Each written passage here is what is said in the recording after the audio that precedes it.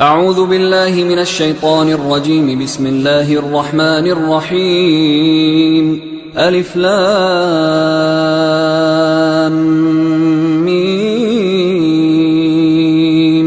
ذلك الكتاب لا ريب فيه هدى للمتقين الذين يؤمنون بالغيب ويقيمون الصلاة ومما رزقناهم ينفقون والذين يؤمنون بما أنزل إليك وما أنزل من قبلك وبالآخرة هم يوقنون أولئك على هدى من ربهم وأولئك هم المفلحون. إن الذين كفروا سواء عليهم أأنذرتهم أم لم تنذرهم لا يؤمنون ختم الله على قلوبهم وعلى سمعهم وعلى أبصارهم غشاوة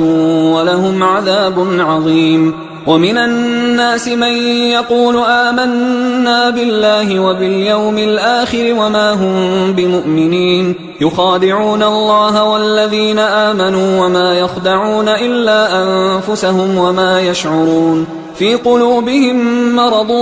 فزادهم الله مرضا ولهم عذاب أليم بما كانوا يكذبون. وإذا قيل لهم لا تفسدوا في الأرض قالوا إنما نحن مصلحون ألا إنهم هم المفسدون ولكن لا يشعرون. وإذا قيل لهم آمنوا كما آمن الناس قالوا أنؤمن كما آمن السفهاء ألا إنهم هم السفهاء ولكن لا يعلمون. وإذا لقوا الذين آمنوا قالوا آمنا وإذا خلوا إلى شياطينهم قالوا إنا معكم إنما نحن مستهزئون الله يستهزئ بهم ويمدهم في طغيانهم يعمهون. أولئك الذين اشتروا الضلالة بالهدى فما ربحت تجارتهم وما كانوا مهتدين. مثلهم كمثل الذي استوقد نارا فلما أضاءت ما حوله ذهب الله بنورهم وتركهم في ظلمات لا يبصرون صم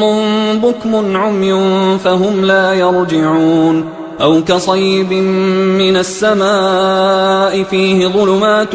ورعد وبرق يجعلون أصابعهم في آذانهم من الصواعق حذر الموت والله محيط بالكافرين. يكاد البرق يخطف أبصارهم كلما أضاء لهم مشوا فيه وإذا أظلم عليهم قاموا ولو شاء الله لذهب بسمعهم وأبصارهم إن الله على كل شيء قدير. يا أيها الناس اعبدوا ربكم الذي خلقكم والذين من قبلكم لعلكم تتقون الذي جعل لكم الأرض فراشا والسماء بناء وأنزل من السماء ماء فأخرج به من الثمرات رزقا لكم فلا تجعلوا لله أندادا وأنتم تعلمون. وإن كنتم في ريب مما نزلنا على عبدنا فأتوا بسورة من مثله وادعوا شهداءكم من دون الله إن كنتم صادقين فإن لم تفعلوا ولن تفعلوا فاتقوا النار التي وقودها الناس والحجارة أعدت للكافرين. وبشر الذين آمنوا وعملوا الصالحات أن لهم جنات تجري من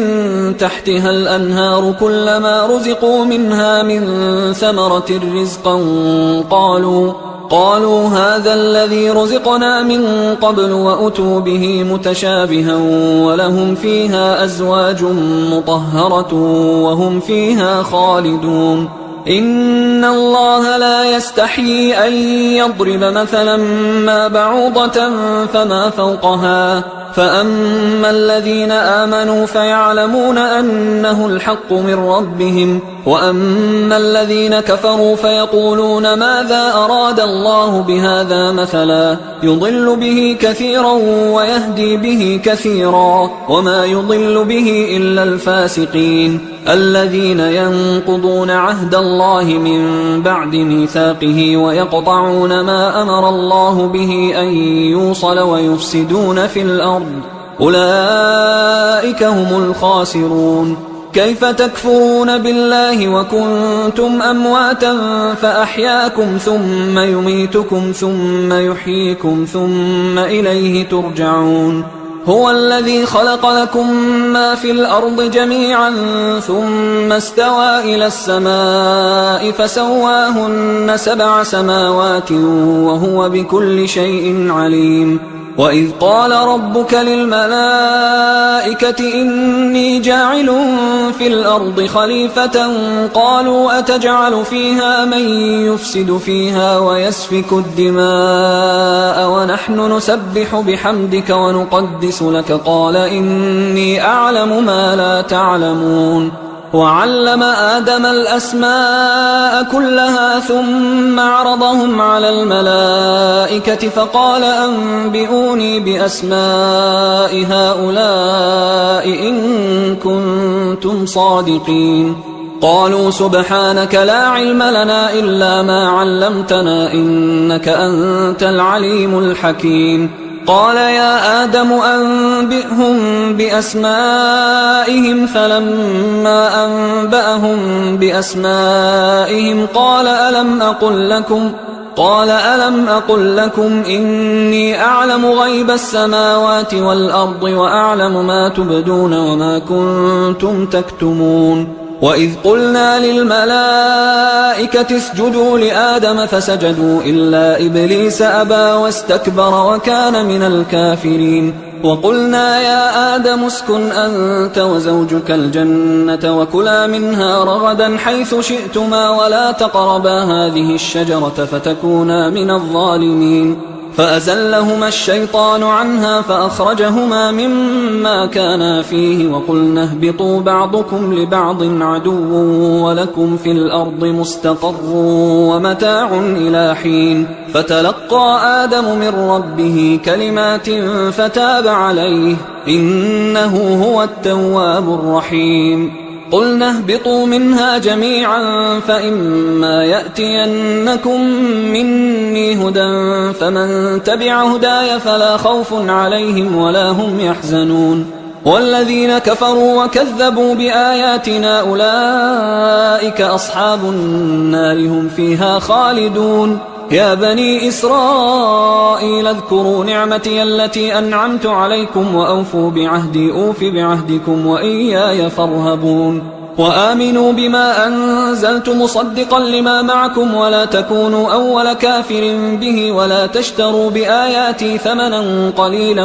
وإياي فاتقون. ولا تلبسوا الحق بالباطل وتكتموا الحق وأنتم تعلمون. وأقيموا الصلاة وآتوا الزكاة واركعوا مع الراكعين. أتأمرون الناس بالبر وتنسون أنفسكم وأنتم تتلون الكتاب أفلا تعقلون. واستعينوا بالصبر والصلاة وإنها لكبيرة إلا على الخاشعين الذين يظنون أنهم ملاقو ربهم وأنهم إليه راجعون. يا بني إسرائيل اذكروا نعمتي التي أنعمت عليكم وأني فضلتكم على العالمين. واتقوا يوما لا تجزي نفس عن نفس شيئا ولا يقبل منها شفاعة ولا يؤخذ منها عدل ولا هم ينصرون. وإذ نجيناكم من آل فرعون يسومونكم سوء العذاب يذبحون أبناءكم ويستحيون نساءكم وفي ذلكم بلاء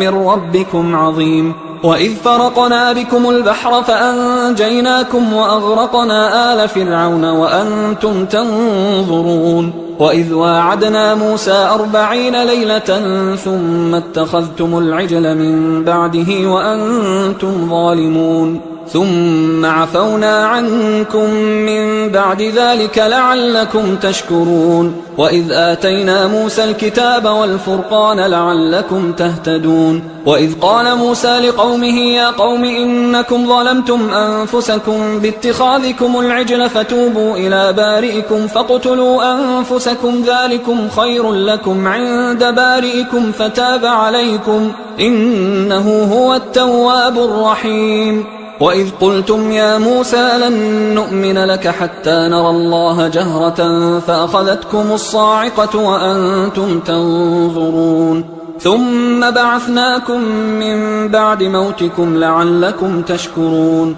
وظللنا عليكم الغمام وأنزلنا عليكم المن والسلوى كلوا من طيبات ما رزقناكم وما ظلمونا ولكن كانوا أنفسهم يظلمون وإذ قلنا ادخلوا هذه القرية فكلوا منها حيث شئتم رغدا وادخلوا الباب سجدا وقولوا حطة نغفر لكم خطاياكم وسنزيد المحسنين فبدل الذين ظلموا قولا غير الذي قيل لهم فأنزلنا على الذين ظلموا رجزا من السماء بما كانوا يفسقون وإذ استسقى موسى لقومه فقلنا اضرب بعصاك الحجر فانفجرت منه 12 عينا قد علم كل أناس مشربهم كلوا واشربوا من رزق الله ولا تعثوا في الأرض مفسدين وإذ قلتم يا موسى لن نصبر على طعام واحد فادع لنا ربك يخرج لنا مما تنبت الأرض من بقلها وقثائها وفومها وعدسها وبصلها قال أتستبدلون الذي هو أدنى بالذي هو خير اهبطوا مصرا فإن لكم ما سألتم وضربت عليهم الذلة والمسكنة وباءوا بغضب من الله ذلك بأنهم كانوا يكفرون بآيات الله ويقتلون النبيين بغير الحق ذلك بما عصوا وكانوا يعتدون إن الذين آمنوا والذين هادوا والنصارى والصابئين من آمن بالله واليوم الآخر وعمل صالحا فلهم أجرهم عند ربهم ولا خوف عليهم ولا هم يحزنون وإذ أخذنا ميثاقكم ورفعنا فوقكم الطور خذوا ما آتيناكم بقوة واذكروا ما فيه لعلكم تتقون ثم توليتم من بعد ذلك فلولا فضل الله عليكم ورحمته لكنتم من الخاسرين ولقد علمتم الذين اعتدوا منكم في السبت فقلنا لهم كونوا قردة خاسئين فجعلناها نكالا لما بين يديها وما خلفها وموعظة للمتقين وإذ قال موسى لقومه إن الله يأمركم أن تذبحوا بقرة قالوا أتتخذنا هزوا قال أعوذ بالله أن أكون من الجاهلين قالوا ادع لنا ربك يبين لنا ما هي قال إنه يقول إنها بقرة لا فارض ولا بكر عوان بين ذلك فافعلوا ما تؤمرون قالوا ادع لنا ربك يبين لنا ما لونها قال إنه يقول إنها بقرة صفراء فاقع لونها تسر الناظرين قالوا ادع لنا ربك يبين لنا ما هي إن البقرة شابه علينا وإنا إن شاء الله لمهتدون قال إنه يقول إنها بقرة لا ذلول تثير الأرض ولا تسقي الحرث مسلمة لا شية فيها قالوا الآن جئت بالحق فذبحوها وما كادوا يفعلون وإذ قتلتم نفسا فادارأتم فيها والله مخرج ما كنتم تكتمون فقلنا اضربوه ببعضها كذلك يحيي الله الموتى ويريكم آياته لعلكم تعقلون ثم قست قلوبكم من بعد ذلك فهي كالحجارة أو أشد قسوة وإن من الحجارة لما يتفجر منه الأنهار وإن منها لما يشقق فيخرج منه الماء وإن منها لما يهبط من خشية الله وما الله بغافل عما تعملون أفتطمعون أن يؤمنوا لكم وقد كان فريق منهم يسمعون كلام الله ثم يحرفونه من بعد ما عقلوه وهم يعلمون وإذا لقوا الذين آمنوا قالوا آمنا وإذا خلا بعضهم إلى بعض قالوا أتحدثونهم بما فتح الله عليكم ليحاجوكم به عند ربكم أفلا تعقلون أولا يعلمون أن الله يعلم ما يسرون وما يعلنون ومنهم أميون لا يعلمون الكتاب إلا أماني وإنهم إلا يظنون فويل للذين يكتبون الكتاب بأيديهم ثم يقولون هذا من عند الله ليشتروا به ثمنا قليلا فويل لهم مما كتبت أيديهم وويل لهم مما يكسبون وقالوا لن تمسنا النار إلا أياما معدودة قل أتخذتم عند الله عهدا فلن يخلف الله عهده أم تقولون على الله ما لا تعلمون بلى من كسب سيئة وأحاطت به خطيئته فأولئك أصحاب النار هم فيها خالدون والذين آمنوا وعملوا الصالحات أولئك أصحاب الجنة هم فيها خالدون وإذ أخذنا ميثاق بني إسرائيل لا تعبدون إلا الله وبالوالدين إحسانا وذي القربى واليتامى والمساكين وقولوا للناس حسنا وأقيموا الصلاة وآتوا الزكاة ثم توليتم إلا قليلا منكم وأنتم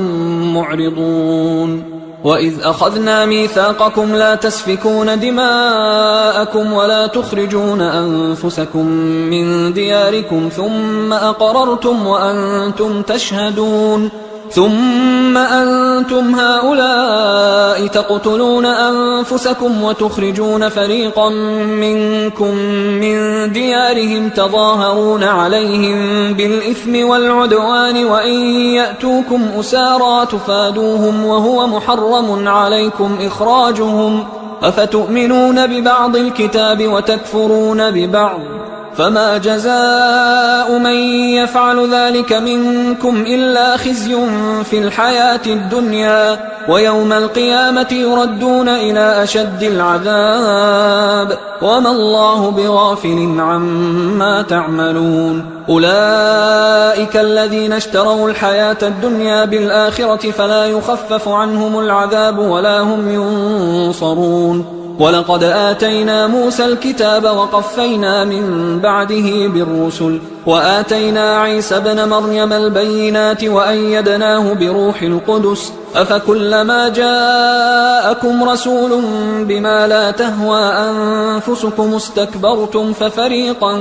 كذبتم وفريقا تقتلون وقالوا قلوبنا غلف بل لعنهم الله بكفرهم فقليلا ما يؤمنون ولما جاءهم كتاب من عند الله مصدق لما معهم وكانوا من قبل يستفتحون على الذين كفروا فلما جاءهم ما عرفوا كفروا به فلعنة الله على الكافرين بئس ما اشتروا به أنفسهم أن يكفروا بما أنزل الله بغيا أن ينزل الله من فضله على من يشاء من عباده فباءوا بغضب على غضب وللكافرين عذاب مهين وإذا قيل لهم آمنوا بما أنزل الله قالوا نؤمن بما أنزل علينا ويكفرون بما وراءه وهو الحق مصدقا لما معهم قل فلم تقتلون أنبياء الله من قبل إن كنتم مؤمنين ولقد جاءكم موسى بالبينات ثم اتخذتم العجل من بعده وأنتم ظالمون وإذ أخذنا ميثاقكم ورفعنا فوقكم الطور خذوا ما آتيناكم بقوة واسمعوا قالوا سمعنا وعصينا وأشربوا في قلوبهم العجل بكفرهم قل بئس ما يأمركم به إيمانكم إن كنتم مؤمنين قل إن كانت لكم الدار الآخرة عند الله خالصة من دون الناس فتمنوا الموت إن كنتم صادقين ولن يتمنوه أبدا بما قدمت أيديهم والله عليم بالظالمين ولتجدنهم أحرص الناس على حياة ومن الذين أشركوا يود أحدهم لو يعمر 1000 سنة وما هو بمزحزحه من العذاب أن يعمر والله بصير بما يعملون قل من كان عدوا لجبريل فإنه نزله على قلبك بإذن الله مصدقا لما بين يديه وهدى وبشرى للمؤمنين من كان عدوا لله وملائكته ورسله وجبريل وميكال فإن الله عدو للكافرين ولقد أنزلنا إليك آيات بينات وما يكفر بها إلا الفاسقون أوكلما عاهدوا عهدا نبذه فريق منهم بل أكثرهم لا يؤمنون ولما جاءهم رسول من عند الله مصدق لما معهم نبذ فريق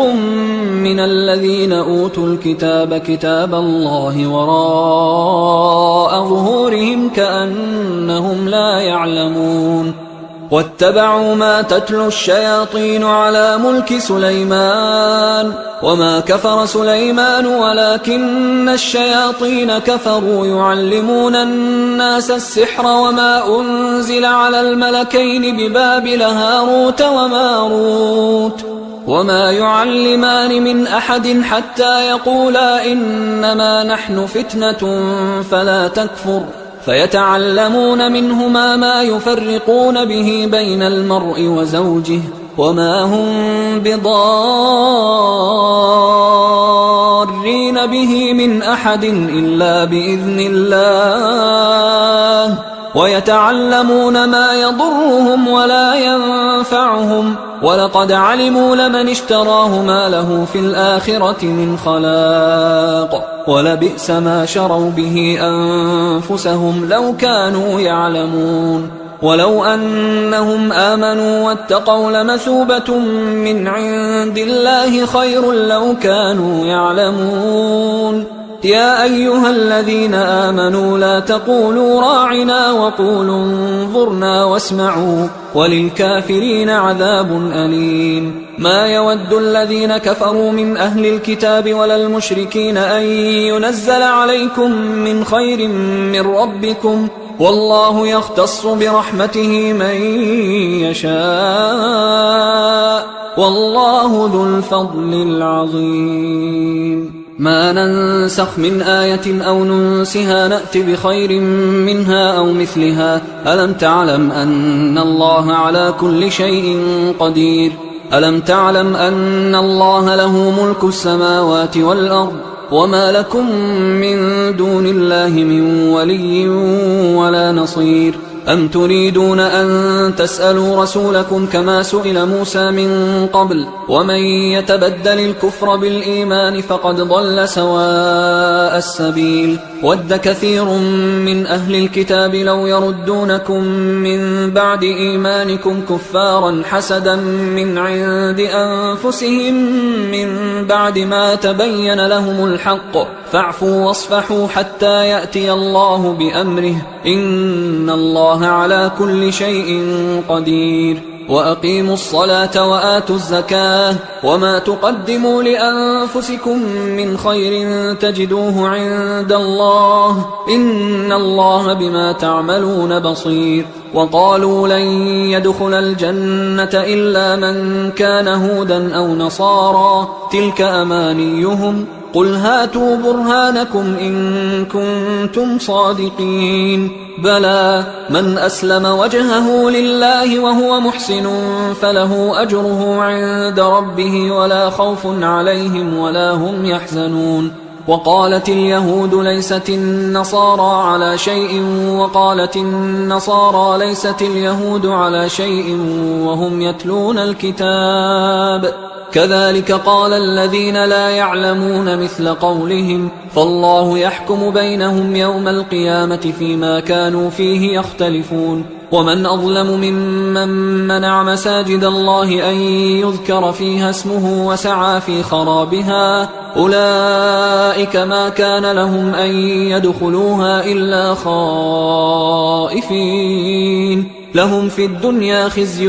ولهم في الآخرة عذاب عظيم. ولله المشرق والمغرب فأينما تولوا فثم وجه الله إن الله واسع عليم. وقالوا اتخذ الله ولدا سبحانه بل له ما في السماوات والأرض كل له قانتون بديع السماوات والأرض وإذا قضى أمرا فإنما يقول له كن فيكون. وقال الذين لا يعلمون لولا يكلمنا الله أو تأتينا آية كذلك قال الذين من قبلهم مثل قولهم تشابهت قلوبهم قد بينا الآيات لقوم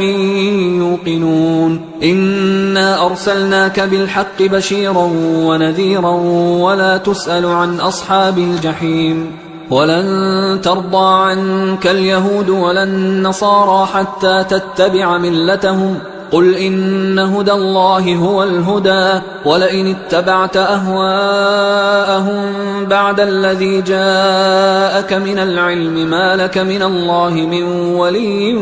ولا نصير. الذين آتيناهم الكتاب يتلونه حق تلاوته أولئك يؤمنون به ومن يكفر به فأولئك هم الخاسرون. يا بني إسرائيل اذكروا نعمتي التي أنعمت عليكم وأني فضلتكم على العالمين واتقوا يوما لا تجزي نفس عن نفس شيئا ولا يقبل منها عدل ولا تنفعها شفاعة ولا هم ينصرون. وإذ ابتلى إبراهيم ربه بكلمات فأتمهن قال إني جاعلك للناس إماما قال ومن ذريتي قال لا ينال عهد الظالمين. وإذ جعلنا البيت مثابة للناس وأمنا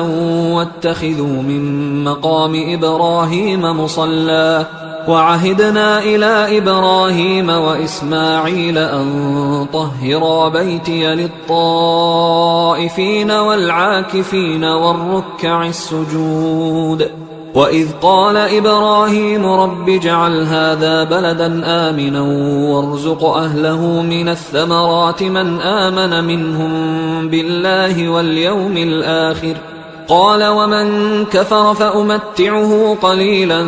ثم أضطره إلى عذاب النار وبئس المصير. وإذ يرفع إبراهيم القواعد من البيت وإسماعيل ربنا تقبل منا إنك أنت السميع العليم ربنا وجعلنا مسلمين لك ومن ذريتنا أمة مسلمة لك وأرنا مناسكنا وتب علينا إنك أنت التواب الرحيم ربنا وبعث فيهم رسولا منهم يتلو عليهم آياتك ويعلمهم الكتاب والحكمة ويزكيهم إنك أنت العزيز الحكيم. ومن يرغب عن ملة إبراهيم إلا من سفه نفسه ولقد اصطفيناه في الدنيا وإنه في الآخرة لمن الصالحين. إذ قال له ربه أسلم قال أسلمت لرب العالمين. ووصى بها إبراهيم بنيه ويعقوب يا بني إن الله اصطفى لكم الدين فلا تموتن إلا وأنتم مسلمون. أم كنتم شهداء إذ حضر يعقوب الموت إذ قال لبنيه ما تعبدون من بعدي قالوا نعبد إلهك وإله آبائك إبراهيم وإسماعيل وإسحاق إلها واحدا ونحن له مسلمون. تلك أمة قد خلت لها ما كسبت ولكم ما كسبتم ولا تسألون عما كانوا يعملون. وقالوا كونوا هودا أو نصارى تهتدوا قل بل ملة إبراهيم حنيفا وما كان من المشركين. قولوا آمنا بالله وما أنزل إلينا وما أنزل إلى إبراهيم وإسماعيل وإسحاق ويعقوب والأسباط وما أوتي موسى وعيسى وما أوتي النبيون من ربهم لا نفرق بين أحد منهم ونحن له مسلمون. فإن آمنوا بمثل ما آمنتم به فقد اهتدوا وإن تولوا فإنما هم في شقاق فسيكفيكهم الله وهو السميع العليم. صبغة الله ومن أحسن من الله صبغة ونحن له عابدون. قل أتحاجوننا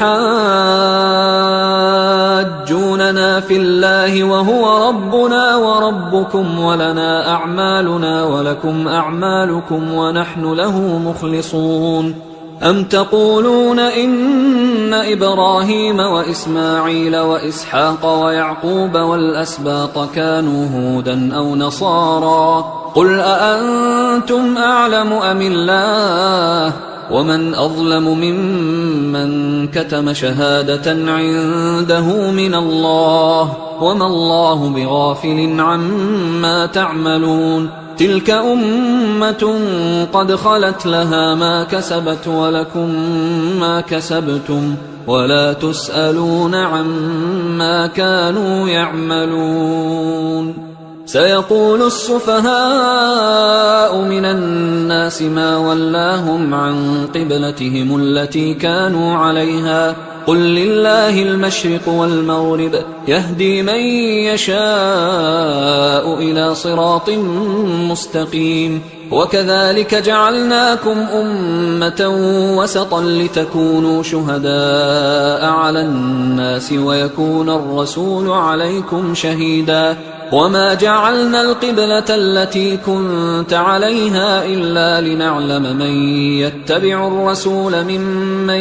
ينقلب على عقبيه وإن كانت لكبيرة إلا على الذين هدى الله وما كان الله ليضيع إيمانكم إن الله بالناس لرؤوف رحيم. قد نرى تقلب وجهك في السماء فلنولينك قبلة ترضاها فول وجهك شطر المسجد الحرام وحيث ما كنتم فولوا وجوهكم شطره وإن الذين أوتوا الكتاب ليعلمون أنه الحق من ربهم وما الله بغافل عما يعملون. ولئن أتيت الذين أوتوا الكتاب بكل آية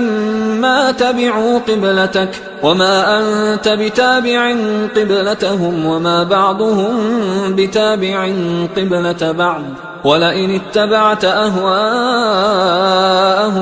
من بعد ما جاءك من العلم إنك إذا لمن الظالمين. الذين آتيناهم الكتاب يعرفونه كما يعرفون أبناءهم وإن فريقا منهم ليكتمون الحق وهم يعلمون الحق من ربك فلا تكونن من الممترين ولكل وجهة هو موليها فاستبقوا الخيرات أينما تكونوا يأت بكم الله جميعا إن الله على كل شيء قدير ومن حيث خرجت فول وجهك شطر المسجد الحرام وإنه للحق من ربك وما الله بغافل عما تعملون ومن حيث خرجت فول وجهك شطر المسجد الحرام وحيث ما كنتم فولوا وجوهكم شطره لئلا يكون للناس عليكم حجة إلا الذين ظلموا منهم فلا تخشوهم واخشوني ولأتم نعمتي عليكم ولعلكم تهتدون كما أرسلنا فيكم رسولا منكم يتلو عليكم آياتنا ويزكيكم ويعلمكم الكتاب والحكمة ويعلمكم ما لم تكونوا تعلمون فاذكروني أذكركم واشكروا لي ولا تكفرون يا أيها الذين آمنوا استعينوا بالصبر والصلاة إن الله مع الصابرين ولا تقولوا لمن يقتل في سبيل الله أموات بل أحياء ولكن لا تشعرون ولنبلونكم بشيء من الخوف والجوع ونقص من الأموال والأنفس والثمرات وبشر الصابرين الذين إذا أصابتهم مصيبة قالوا إنا لله وإنا إليه راجعون أولئك عليهم صلوات من ربهم ورحمة وأولئك هم المهتدون إن الصفا والمروة من شعائر الله فمن حج البيت أو اعتمر فلا جناح عليه أن يطوف بهما ومن تطوع خيرا فإن الله شاكر عليم إن الذين يكتمون ما أنزلنا من البينات والهدى من بعد ما بيناه للناس في الكتاب أولئك يلعنهم الله ويلعنهم اللاعنون إلا الذين تابوا وأصلحوا وبينوا فأولئك أتوب عليهم وأنا التواب الرحيم إن الذين كفروا وماتوا وهم كفار أولئك عليهم لعنة الله والملائكة والناس أجمعين خالدين فيها لا يخفف عنهم العذاب ولا هم ينظرون وإلهكم إله واحد لا إله إلا هو الرحمن الرحيم إن في خلق السماوات والأرض واختلاف الليل والنهار والفلك التي تجري في البحر بما ينفع الناس وما أنزل الله من السماء من ماء فأحيا به الأرض بعد موتها وبث فيها من كل دابة وتصريف الرياح والسحاب المسخر بين السماء والأرض لآيات لقوم يعقلون ومن الناس من يتخذ من دون الله أندادا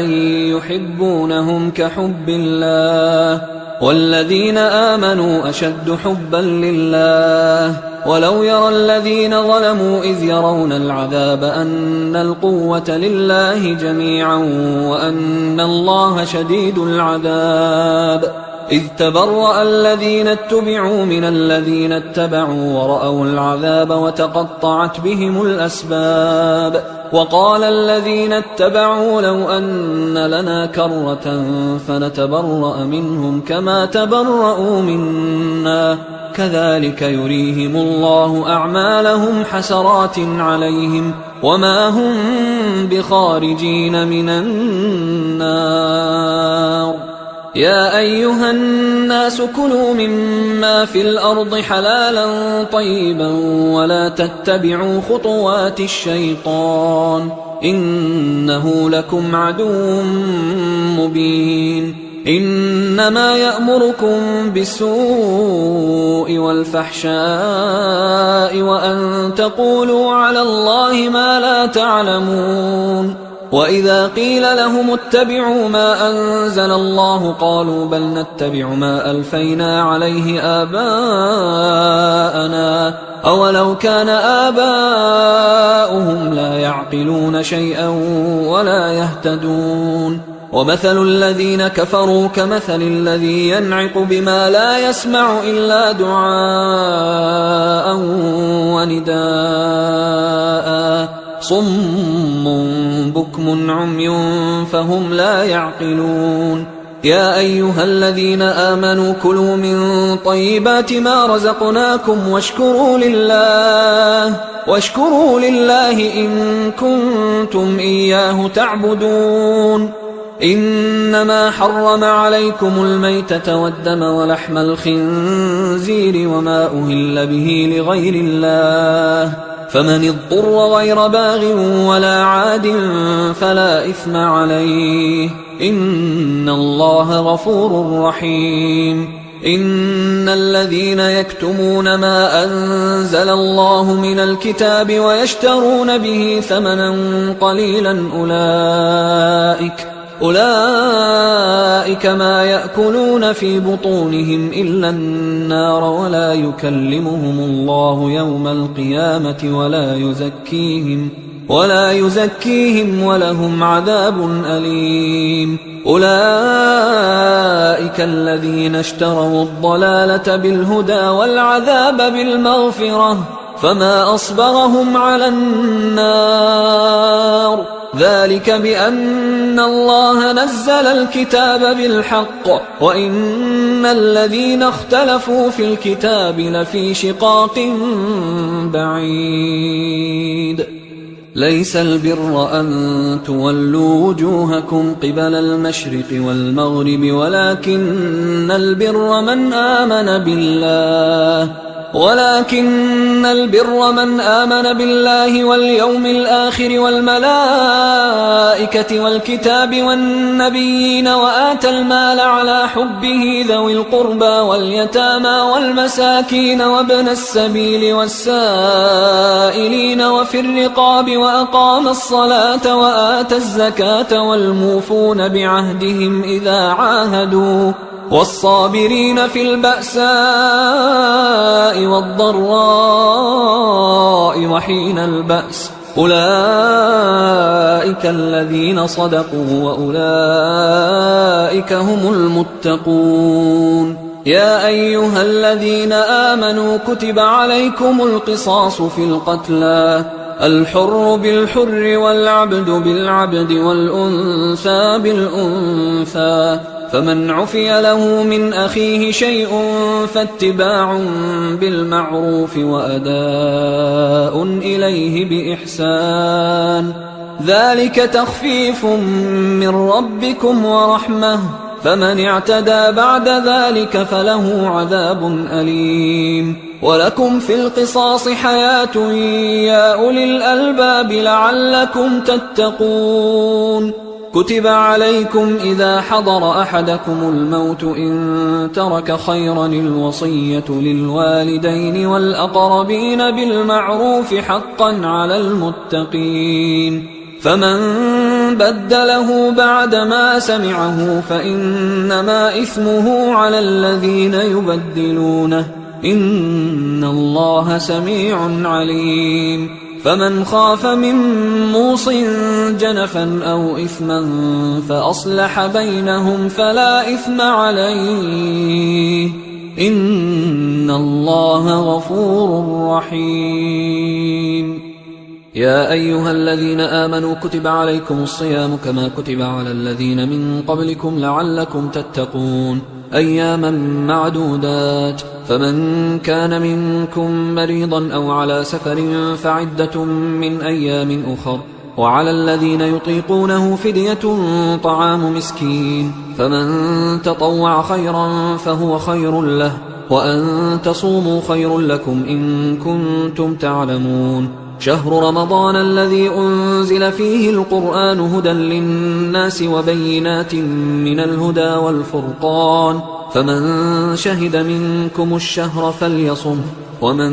كان مريضا أو على سفر فعدة من أيام أخر، يريد الله بكم اليسر ولا يريد بكم العسر ولتكملوا العدة ولتكبروا الله على ما هداكم ولعلكم تشكرون. وإذا سألك عبادي عني فإني قريب أجيب دعوة الداعي إذا دعان، فليستجيبوا لي وليؤمنوا بي لعلهم يرشدون. أحل لكم ليلة الصيام الرفث إلى نسائكم هن لباس لكم وأنتم لباس لهن، علم الله أنكم كنتم تختانون أنفسكم فتاب عليكم وعفى عنكم، فالآن باشروهن وابتغوا ما كتب الله لكم، وكلوا واشربوا حتى يتبين لكم الخيط الأبيض من الخيط الأسود من الفجر، ثم أتموا الصيام إلى الليل، ولا تباشروهن وأنتم عاكفون في المساجد،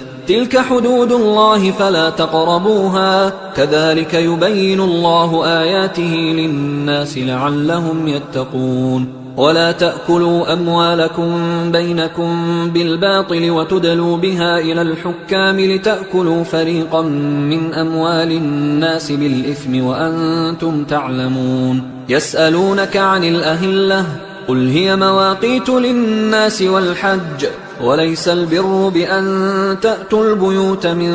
ظهورها ولكن البر من اتقى، وأتوا البيوت من أبوابها واتقوا الله لعلكم تفلحون. وقاتلوا في سبيل الله الذين يقاتلونكم ولا تعتدوا إن الله لا يحب المعتدين. وقتلوهم حيث ثقفتموهم وأخرجوهم من حيث أخرجوكم والفتنة أشد من القتل، ولا تقاتلوهم عند المسجد الحرام حتى يقاتلوكم فيه، فإن قاتلوكم فاقتلوهم، كذلك جزاء الكافرين، فإن انتهوا فإن الله غفور رحيم. وقاتلوهم حتى لا تكون فتنة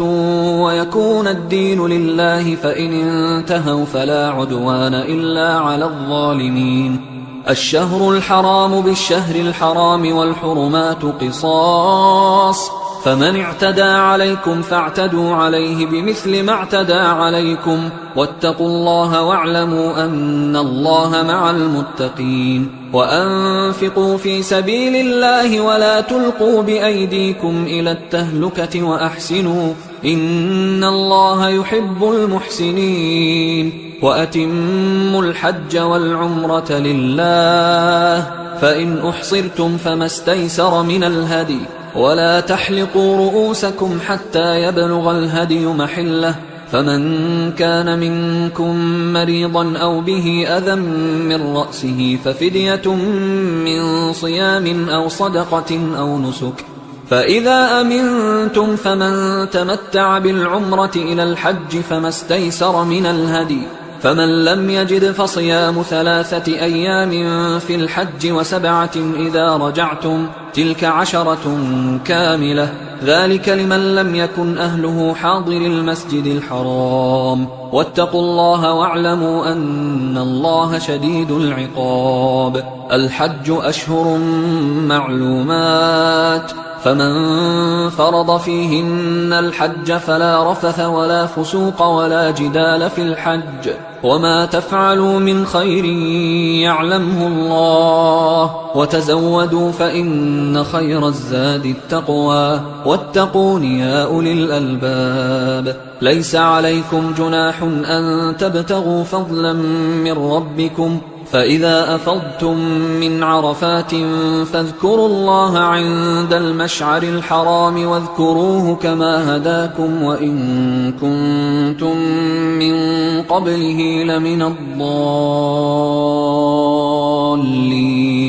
ثم أفيضوا من حيث أفاض الناس واستغفروا الله إن الله غفور رحيم فإذا قضيتم مناسككم فاذكروا الله كذكركم آباءكم أو أشد ذكرا فمن الناس من يقول ربنا آتنا في الدنيا وما له في الآخرة من خلاق ومنهم من يقول ربنا آتنا في الدنيا حسنة وفي الآخرة حسنة وقنا عذاب النار أولئك لهم نصيب مما كسبوا والله سريع الحساب واذكروا الله في أيام معدودات فمن تعجل في يومين فلا إثم عليه ومن تأخر فلا إثم عليه لمن اتقى واتقوا الله واعلموا أنكم إليه تحشرون ومن الناس من يعجبك قوله في الحياة الدنيا ويشهد الله على ما في قلبه وهو ألد الخصام وإذا تولى سعى في الأرض ليفسد فيها ويهلك الحرث والنسل والله لا يحب الفساد وإذا قيل له اتق الله أخذته العزة بالإثم فحسبه جهنم ولبئس المهاد ومن الناس من يشري نفسه ابتغاء مرضات الله والله رؤوف بالعباد يا أيها الذين آمنوا ادخلوا في السلم كافة ولا تتبعوا خطوات الشيطان إنه لكم عدو مبين فإن زللتم من بعد ما جاءتكم البينات فاعلموا أن الله عزيز حكيم هل ينظرون إلا أن يأتيهم الله في ظلل من الغمام والملائكة وقضي الأمر وإلى الله ترجع الأمور سل بني إسرائيل كم آتيناهم من آية بينة ومن يبدل نعمة الله من بعد ما جاءته فإن الله شديد العقاب زين للذين كفروا الحياة الدنيا ويسخرون من الذين آمنوا والذين اتقوا فوقهم يوم القيامة والله يرزق من يشاء بغير حساب كان الناس أمة واحدة فبعث الله النبيين مبشرين ومنذرين وأنزل معهم الكتاب بالحق ليحكم بين الناس فيما اختلفوا فيه وما اختلف فيه إلا الذين أوتوه من بعد ما جاءتهم البينات بغيا بينهم فهدى الله الذين آمنوا لما اختلفوا فيه من الحق بإذنه والله يهدي من يشاء إلى صراط مستقيم أم حسبتم أن تدخلوا الجنة ولما يأتكم مثل الذين خلوا من قبلكم مستهم البأساء والضراء وزلزلوا حتى يقول الرسول والذين آمنوا معه متى نصر الله ألا إن نصر الله قريب يسألونك ماذا ينفقون قل ما أنفقتم من خير فللوالدين والأقربين واليتامى والمساكين وابن السبيل وما تفعلوا من خير فإن الله به عليم كتب عليكم القتال وهو كره لكم وعسى أن تكرهوا شيئا وهو خير لكم وعسى أن تحبوا شيئا وهو شر لكم والله يعلم وأنتم لا تعلمون يسألونك عن الشهر الحرام قتال فيه قل قتال فيه كبير وصد عن سبيل الله وكفر به والمسجد الحرام وإخراج أهله منه أكبر عند الله والفتنة أكبر من القتل ولا يزالون يقاتلونكم حتى يردوكم عن دينكم إن استطاعوا ومن يرتدد منكم عن دينه فيمت وهو كافر فأولئك حبطت أعمالهم في الدنيا والآخرة وأولئك أصحاب النار هم فيها خالدون إن الذين آمنوا والذين هاجروا وجاهدوا في سبيل الله أولئك يرجون رحمة الله والله غفور رحيم يسألونك عن الخمر والميسر قل فيهما إثم كبير ومنافع للناس وإثمهما أكبر من نفعهما ويسألونك ماذا ينفقون قل العفو كذلك يبين الله لكم الآيات لعلكم تتفكرون في الدنيا والآخرة ويسألونك عن اليتامى قل إصلاح لهم خير وإن تخالطوهم فإخوانكم والله يعلم المفسد من المصلح ولو شاء الله لأعنتكم إن الله عزيز حكيم ولا تنكحوا المشركات حتى يؤمنوا ولأمة مؤمنة خير من مشركة ولو أعجبتكم ولا تنكحوا المشركين حتى يؤمنوا ولعبد مؤمن خير من مشرك ولو أعجبكم أولئك يدعون إلى النار والله يدعو إلى الجنة والمغفرة بإذنه ويبين آياته للناس لعلهم يتذكرون ويسألونك عن المحيض قل هو أذى فاعتزلوا النساء في المحيض ولا تقربوهن حتى يطهرن فإذا تطهرن فأتوهن من حيث أمركم الله إن الله يحب التوابين ويحب المتطهرين نساؤكم حرث لكم فأتوا حرثكم أنى شئتم وقدموا لأنفسكم واتقوا الله واعلموا أنكم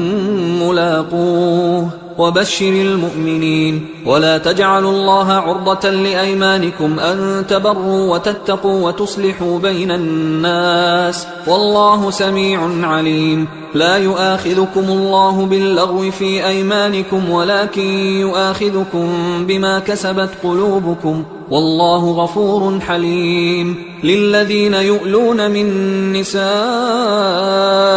تربص 4 أشهر فإن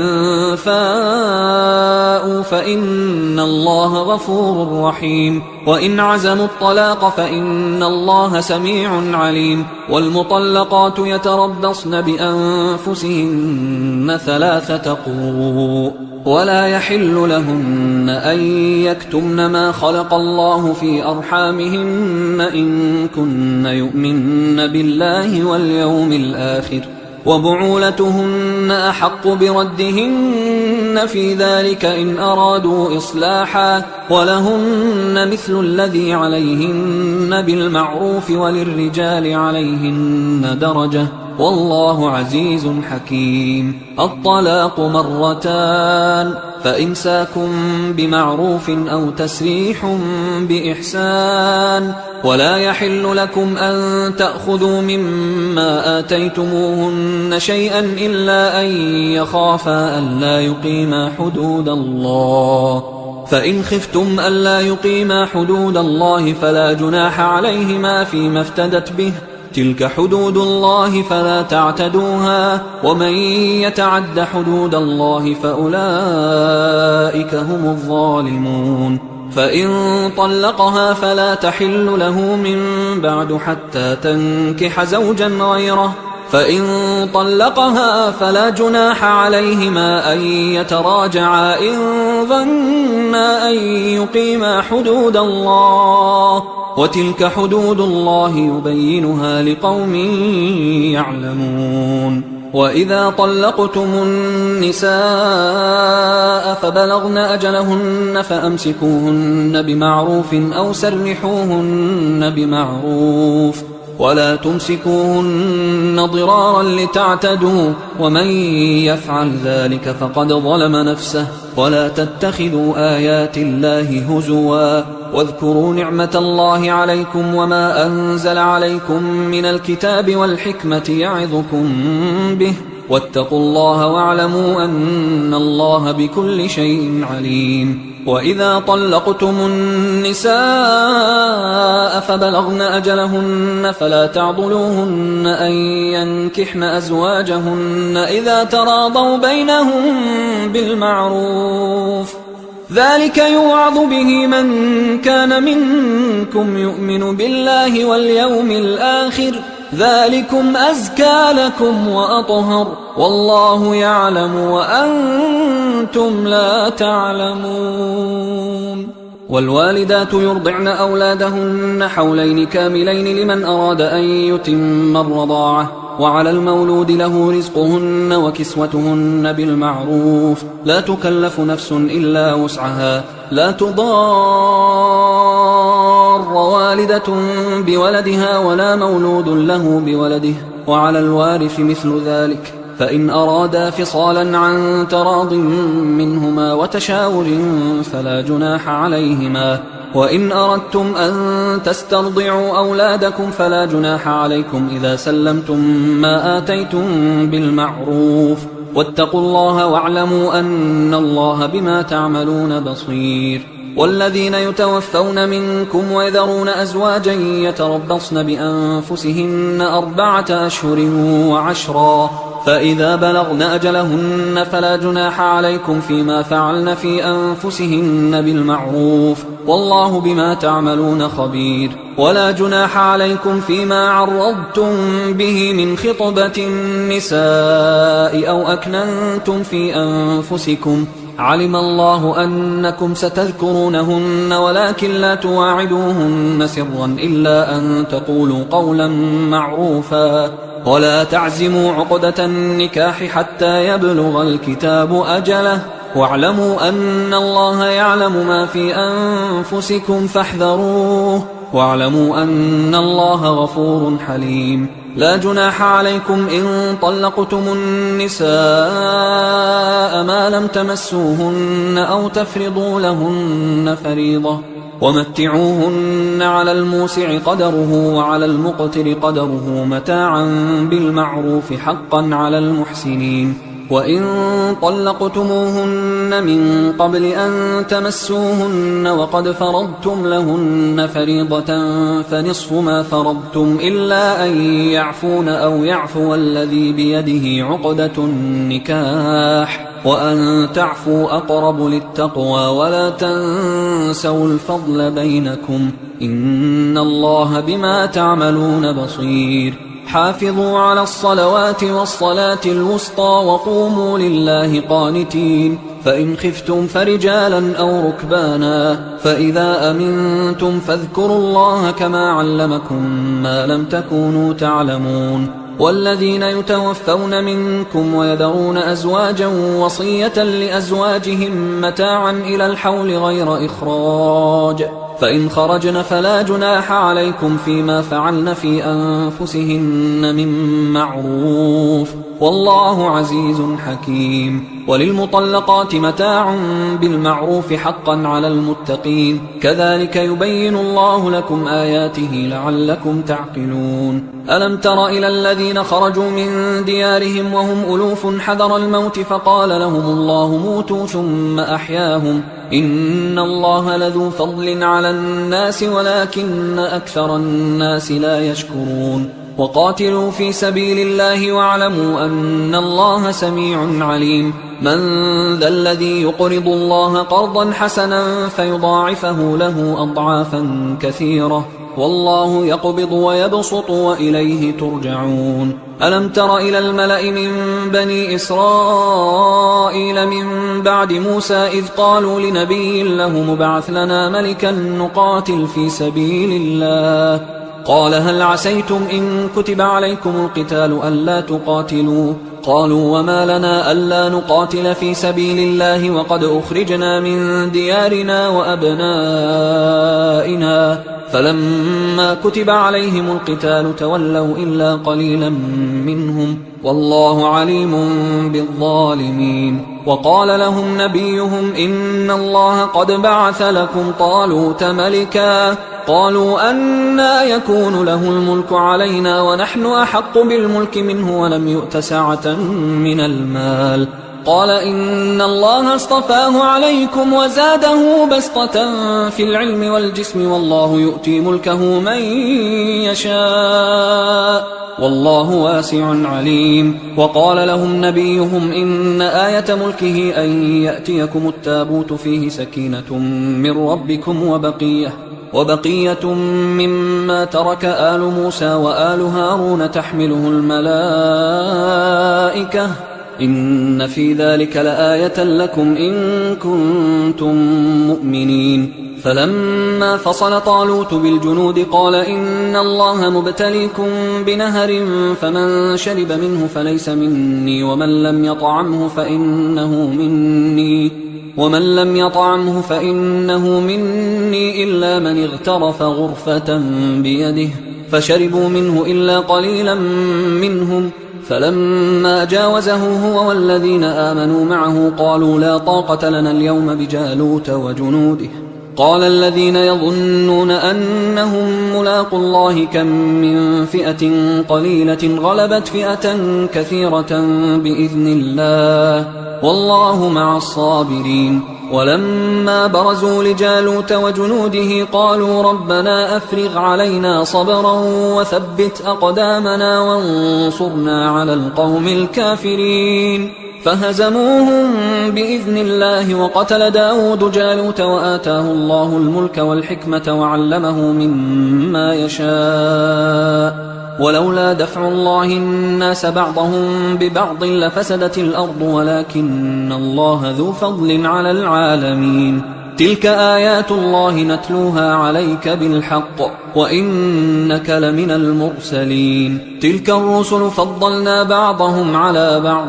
منهم من كلم الله ورفع بعضهم درجات وآتينا عيسى ابن مريم البينات وأيدناه بروح القدس ولو شاء الله ما اقتتل الذين من بعدهم من بعد ما جاءتهم البينات ولكن اختلفوا فمنهم من آمن ومنهم من كفر ولو شاء الله ما اقتتلوا ولكن الله يفعل ما يريد يا أيها الذين آمنوا أنفقوا مما رزقناكم من قبل أن يأتي يوم لا بيع فيه ولا خلة ولا شفاعة والكافرون هم الظالمون الله لا إله إلا هو الحي القيوم لا تأخذه سنة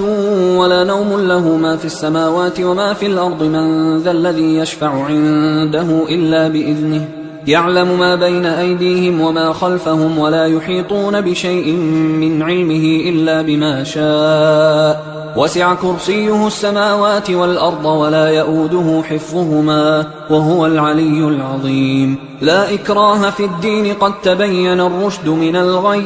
فمن يكفر بالطاغوت ويؤمن بالله فقد استمسك بالعروة الوثقى لا انفصام لها والله سميع عليم الله ولي الذين آمنوا يخرجهم من الظلمات إلى النور والذين كفروا أولياؤهم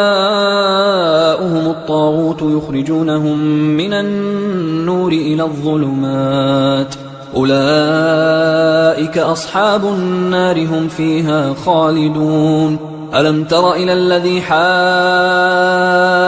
إبراهيم في ربه أن آتاه الله الملك إذ قال إبراهيم ربي الذي يحيي ويميت قال أنا أحيي وأميت. قال إبراهيم فإن الله يأتي بالشمس من المشرق فأت بها من المغرب فبهت الذي كفر والله لا يهدي القوم الظالمين. أو كالذي مر على قرية وهي خاوية على عروشها قال أنى يحيي هذه الله بعد موتها فأماته الله 100 عام ثم بعثه قال كم لبثت؟ قال لبثت يوما أو بعض يوم. قال بل لبثت 100 عام فانظر إلى طعامك وشرابك لم يتسنه وانظر إلى حمارك ولنجعلك آية للناس وانظر إلى العظام كيف ننشزها ثم نكسوها لحما فلما تبين له قال أعلم أن الله على كل شيء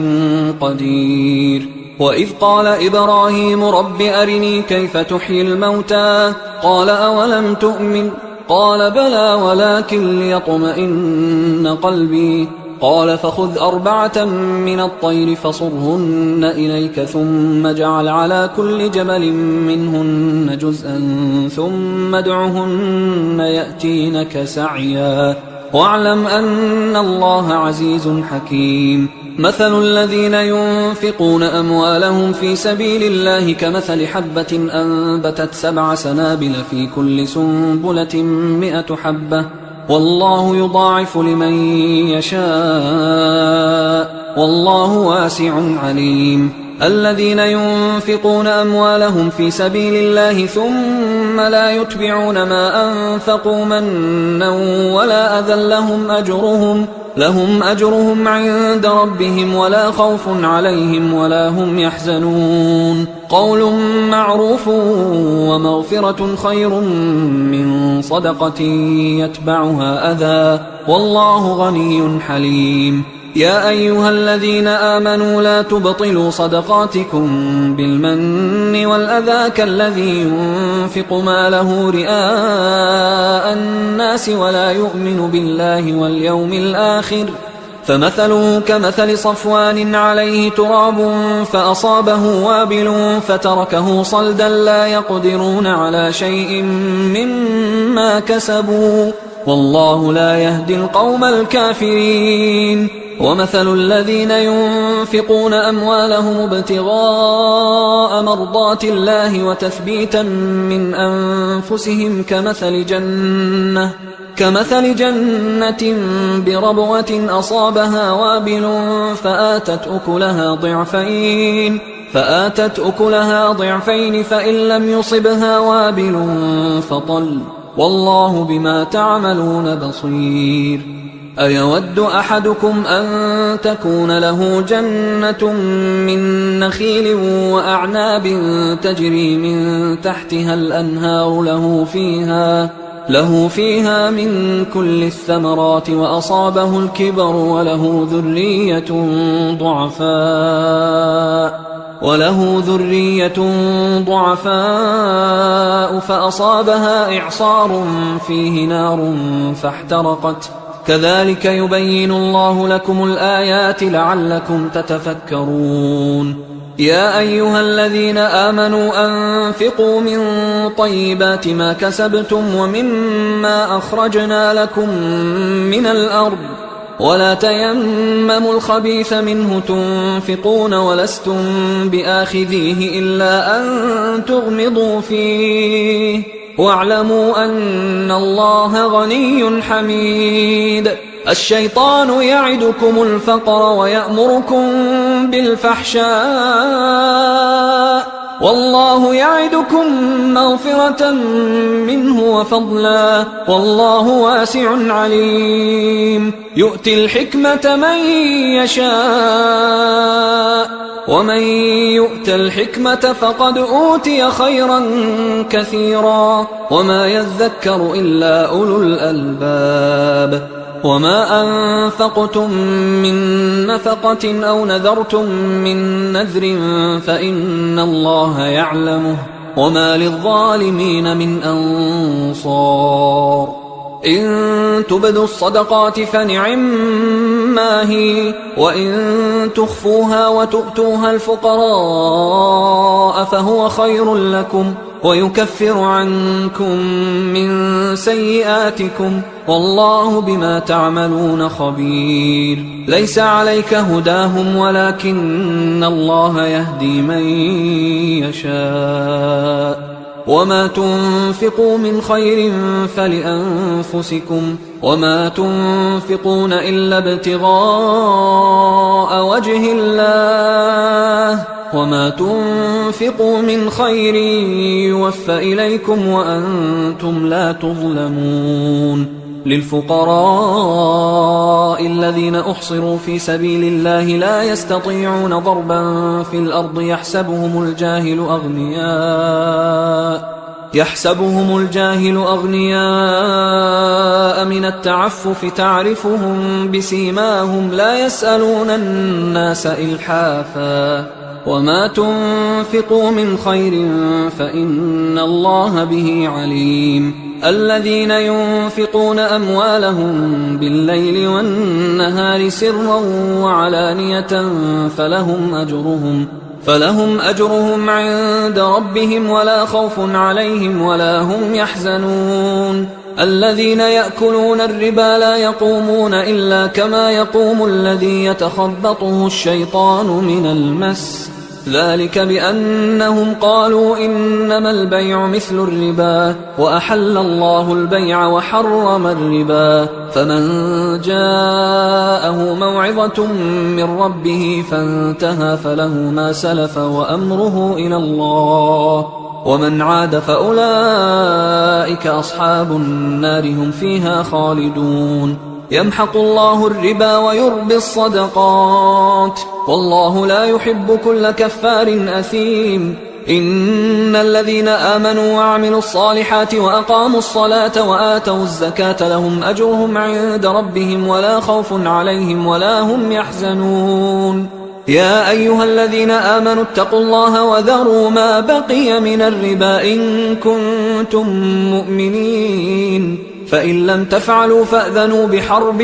من الله ورسوله وإن تبتم فلكم رؤوس أموالكم لا تظلمون ولا تظلمون وإن كان ذو عسرة فنظرة إلى ميسرة وأن تصدقوا خير لكم إن كنتم تعلمون واتقوا يوما ترجعون فيه إلى الله ثم توفى كل نفس ما كسبت وهم لا يظلمون يا أيها الذين آمنوا إذا تداينتم بدين إلى أجل مسمى فاكتبوه وليكتب بينكم كاتب بالعدل ولا يأب كاتب أن يكتب كما علمه الله فليكتب وليملل الذي عليه الحق وليتق الله ربه ولا يبخس منه شيئا فإن كان الذي عليه الحق سفيها أو ضعيفا أو لا يستطيع أن يمله فليملل وليه بالعدل واستشهدوا شهيدين من رجالكم فإن لم يكونا رجلين فرجل وامرأتان ممن ترضون من الشهداء أن تضل إحداهما فتذكر إحداهما الأخرى ولا يأبى الشهداء إذا ما دعوا ولا تسأموا أن تكتبوه صغيرا أو كبيرا إلى أجله ذلكم أقسط عند الله وأقوم للشهادة وأدنى أن لا ترتابوا إلا أن تكون تجارة حاضرة تديرونها بينكم فليس عليكم جناح ألا تكتبوها وأشهدوا إذا تبايعتم ولا يضار كاتب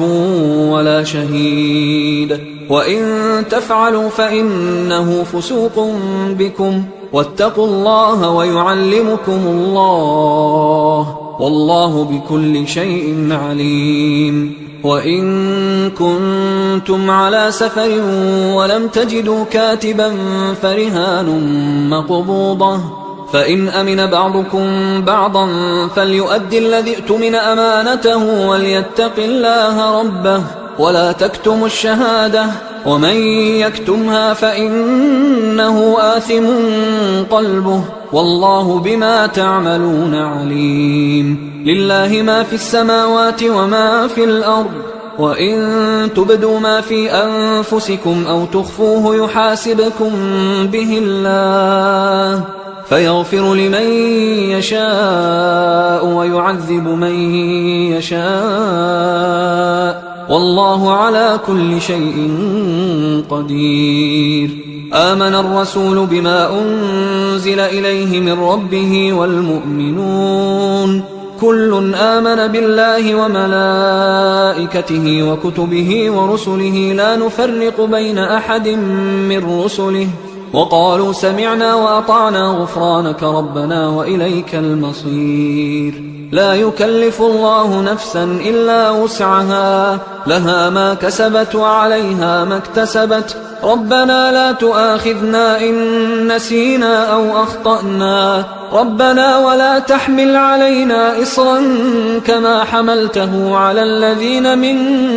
قبلنا، ربنا ولا تحملنا ما لا طاقة لنا به واعف عنا واغفر لنا وارحمنا أنت مولانا فانصرنا على القوم الكافرين.